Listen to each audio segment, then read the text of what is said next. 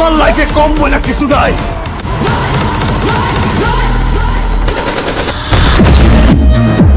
ওরে ভাই, বাজারে আসতে যাচ্ছে সাকিব খান অভিনীত আরো একটি নতুন সিনেমা। এই সিনেমাটির নাম হচ্ছে কালা জাহাঙ্গীর। এমনকি এই সিনেমাতে নাকি নায়িকা হিসেবে রাখা হয়েছে ভারতের জনপ্রিয় অভিনেত্রী তামান্না ভাটিয়াকে। সেই সাথে আরো জানাচ্ছি এই সিনেমাটিকে কবে মুক্তি দেওয়া হবে, এই সিনেমাটির বাজেট কত ধরা হয়েছে। তো বিস্তারিত জানতে হলে অবশ্যই চ্যানেলটিকে সাবস্ক্রাইব করে সম্পূর্ণ ভিডিওটি মনোযোগ সহকারে দেখতে থাকুন।